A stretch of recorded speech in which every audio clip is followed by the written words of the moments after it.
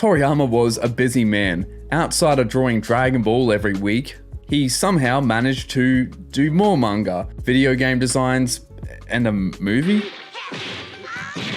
that also influenced the art style of Dragon Ball in a way. Yeah, dropping just a couple of days before the end of the 23rd World Martial Arts Tournament was Kosuke-sama, Rikimaru-sama, I'll just leave it there. Seems Toei writers weren't the only ones who liked long titles. Honestly, it isn't until Battle of Gods you'll see Toriyama this involved in something anime related again, coming up with the original story, co-writing the script, doing promotional art, character designs, and even has credits for the color design.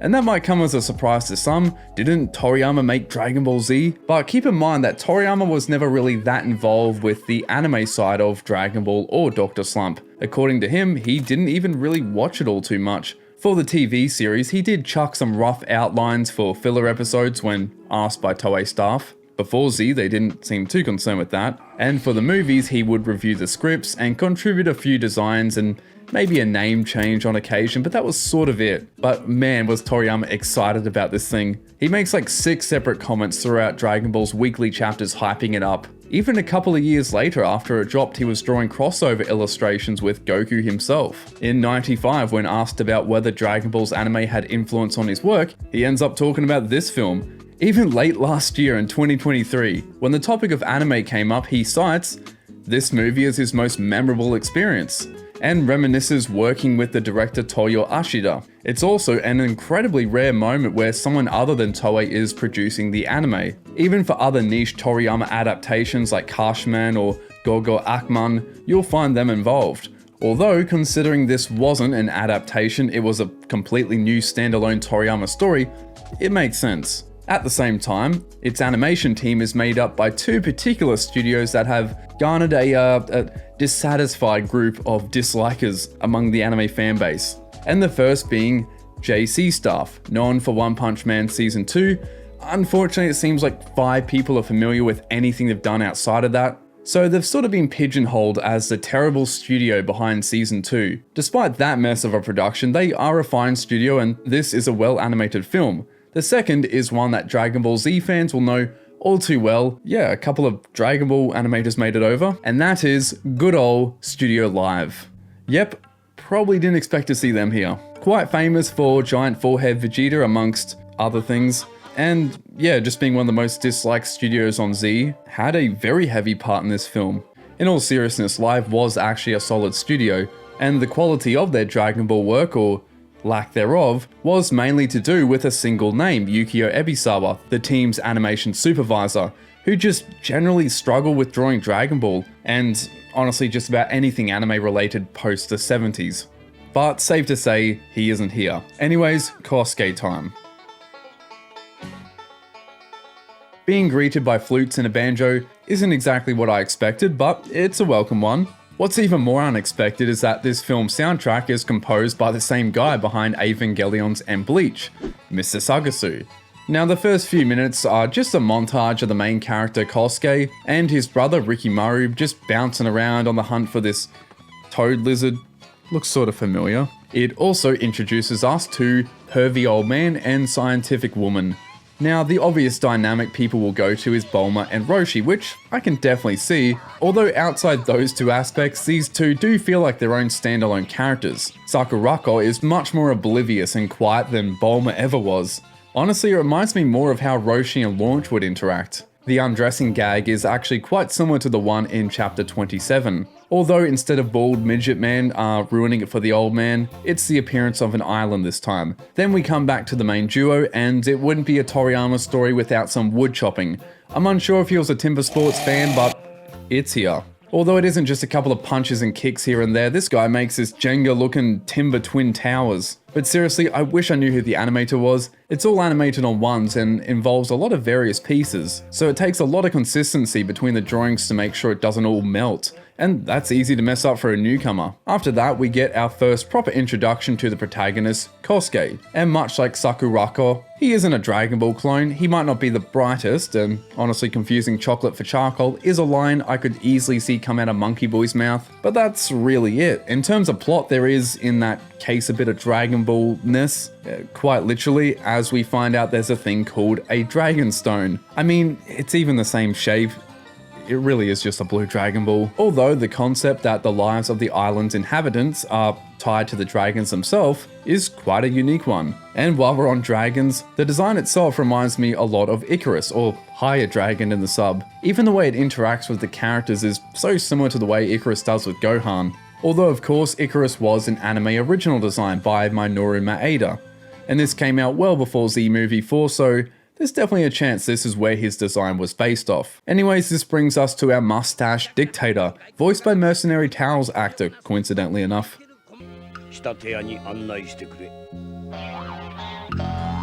Kind of fitting. And have to mention the sumo wrestler seat, the most Toriyama thing in this special. And sort of like Icarus, this of course predates Z Movie 12, where we got another Adolf variant. Although in this case, they're probably not connected. I doubt the scriptwriter Koyama was like looking at a then 7-year-old movie for inspo. Come to think of it, with the amount of World War II references from uniforms and weapons you get with Toriyama, I'm honestly surprised the bootleg Hitler didn't appear in the Dragon Ball manga. There's also bad guy number 2, named Michael the Commando, who really is just Officer Black with a mohawk, except he seems very intent on polishing shoes. Hey, a man's gotta stay fresh.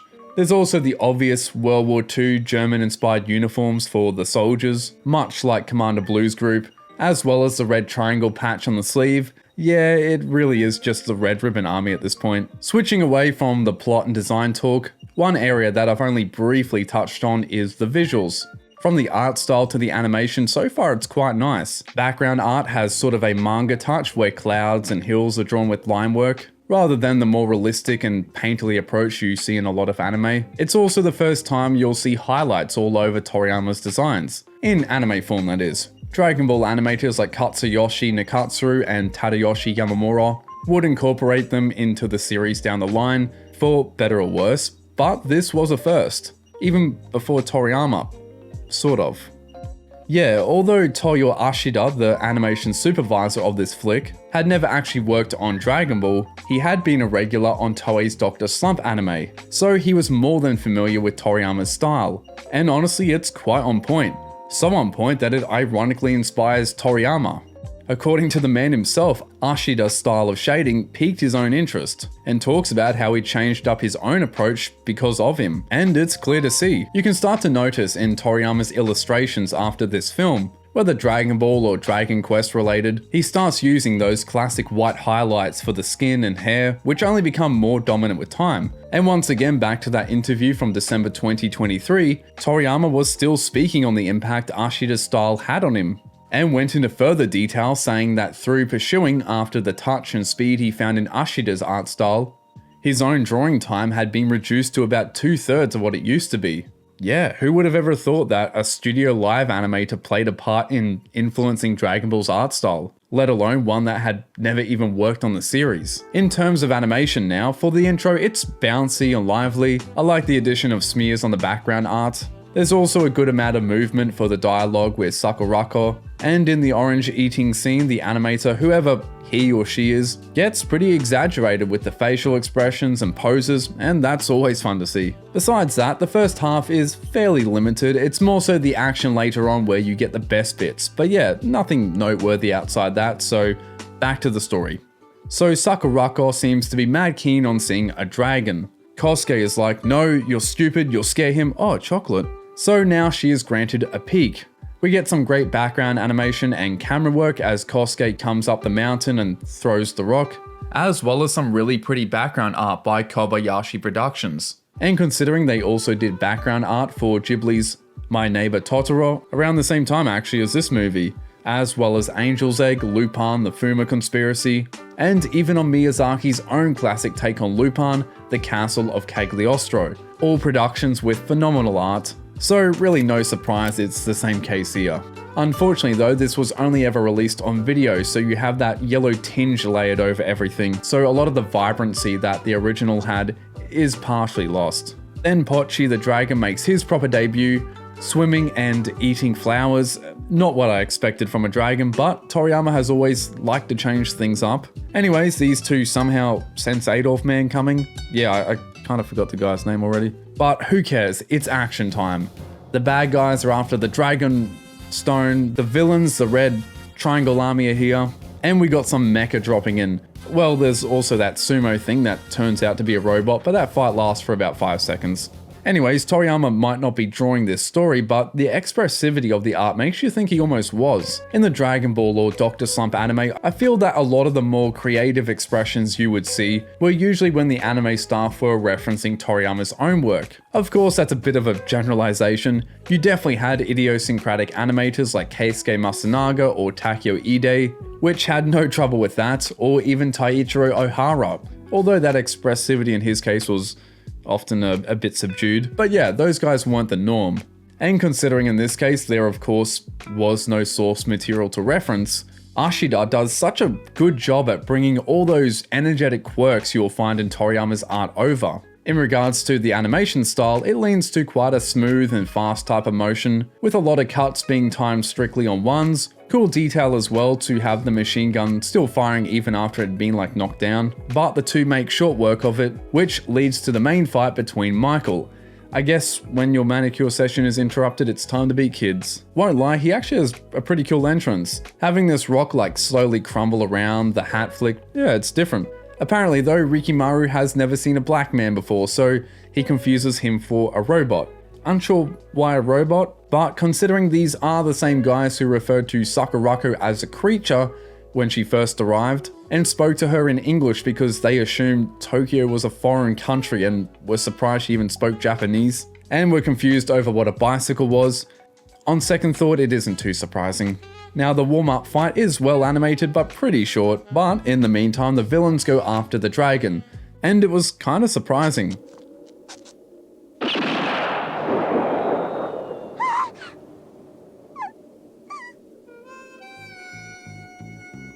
I guess I was used to just like the incompetence of the actual Red Ribbon Army leadership, that I didn't expect Yamada to actually shoot Pochi and take away the Dragonstone. It's a genuinely sad moment. Or was. The track selected by Ashida kind of breaks the tension. I don't know, it just feels out of place. Directional choices aside, Ashida's storyboarding thankfully doesn't fall to the same fate. He definitely takes advantage of the weapons here, leading to some interesting choreography, like Michael using it to swing around the environment, brings some dynamism to the fight, I guess the Miguel fight but 30 years earlier. And the variety of the actions, the charge in by Kosuke, breaking the spear, flipping over, then Michael grabbing the shirt and punching him. I honestly missed a lot of that the first time because the fight moves pretty quick, but still well choreographed nonetheless. There's also this monstrous feeling to Michael. The massive rock falling on his head and him just like casually walking it off first alerts you to it, but having the guy just like obliterate the side of a cliff with a kick fully sells it. And once again, I wish I actually had animators' names to like actually credit, but the action lines layered over everything works great in giving a rougher feel to the art, and it's pretty different. Usually action lines are applied in a uniform way. They'll follow the direction of an object or person. However, in this case, they're drawn in more of a chaotic way, overlapping and going in all sorts of directions. It's definitely small, but a simple way to give some more intensity to the action.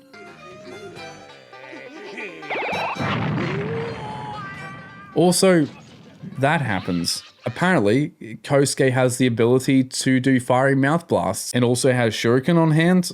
I'm guessing he was storing those on the inside of his clothing. Besides that, yeah, it's kind of brutal, burning someone alive, then hitting them with all the shuriken, then having him fall to his death. Not exactly Michael's greatest day. Now, you'd think that's it, fight over, but yeah, this guy still ain't done. And you might expect, considering Kosuke's new power, it transitions away from hand-to-hand action. And he just goes into like Sasuke mode and starts doing fireball jutsu everywhere, and Michael suddenly magically awakens his secret power, or final form. Maybe it's shooting rockets out of his mouth. But no, it surprisingly stays fairly grounded, and it becomes this game of hide and seek, where Kosuke is constantly doing sneak attacks using the cover of the clouds. His advantage doesn't come through a power-up or special attacks, but more so just from the simple fact that this is his home. He knows this land better than anyone. Meanwhile, Michael, in contrast, is constantly stumbling around and tripping over. He may be stronger physically, but that advantage is taken away. And just from a visual aspect, covering the landscape in these massive clouds